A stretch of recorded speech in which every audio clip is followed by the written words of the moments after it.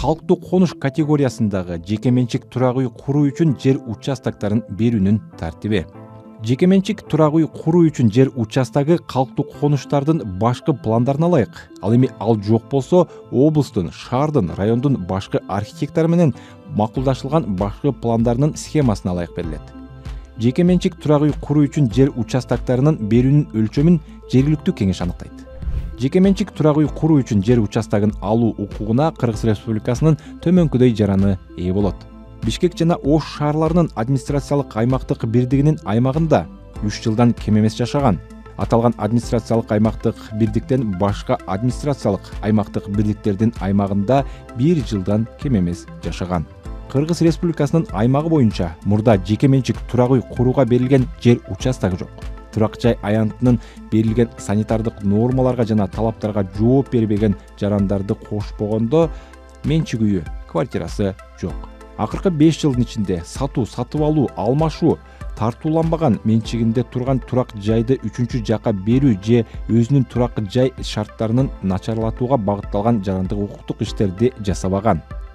Жеке менчик турак үй куруу үчүн жер участогун алууга талапкер адам тийиштүү атайын укуктуу органдарга төмөнкүдөй документтерди тапшырат. Аныктаган формадагы арыз, өздүгүн тастыктоочу документтин көчүрмөсү, кыймылсыз мүлккө укуктарды каттоо боюнча атайын укуктуу мамлекеттик органдын анын менчик укугундагы турак жайы же менчик турак жай куруу үчүн мурда берилген жер участогу жоктугу тууралуу маалым каты, эмгек китепчесинин көчүрмөсү, эгер болсо, эмгек ишмердүүлүгүн жүргүзүп жаткан учурда иштеген жеринен өтүнүч жарандын каалоосу боюнча берилет.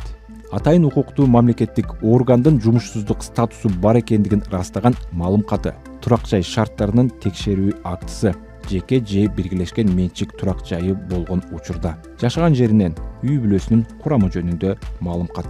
Жерлердеги тийиштүү атайын укуктуу органдар тапшырылган документтерди кароо үчүн төмөнкүдөй курамдагы комиссия түзөт. Жергиликтүү өз алдынча башкаруунун аткаруучу органдарынын өкүлдөрү, архитектура боюнча мамлекеттик органдын өкүлү, кыймылсыз мүлккө укуктарды каттоо боюнча жергиликтүү мамлекеттик органдарынын өкүлү кирет. Курамга коомчулуктун өкүлдөрү кириши мүмкүн. Комиссия келип түшкөн өтүнүчтөрдү жана тиркелген документтерди аныктаган тартипте изилдейт жана жер участогун берүү же берүүдөн баш тартуу тууралуу чечим чыгарат. Убактылуу негизде, бирок айына 1 жолдан кем эмес иштейт. Комиссиянын чечими тийиштүү протокол менен таризделет.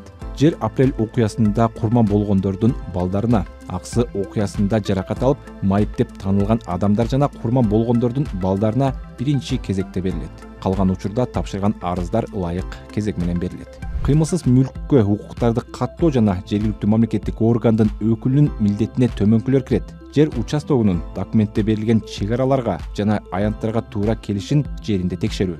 Жер участогунун чек араларына чектеш жер участоктарынын менчик ээлерине же пайдалануучулары менен макулдашуу, сервитуттар жана башка чектөөлөр бар же жок экендигин текшерүү. Архитектура боюнча мамлекеттик органдарынын өкүлүнүн милдеттенмелерине төмөнкүлөр кирет. Комиссия отурумдарын өткөрүү үчүн керектүү материалдарды жана документтерди даярдоо.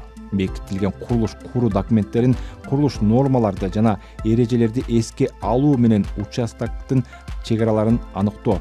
Санитардык өрткө каршы жана башка кызматтарга бериле турчу жер участогун пайдалануунун шарттары жана инженердик техникалык камсыздоо тармактарына кошуунун шарттары жөнүндө суроо жиберүү. Алынган маалыматтардын негизинде жер участогун пайдалануу мүмкүндүктөрү жөнүндө жалпыланган техникалык корутунду түзүү.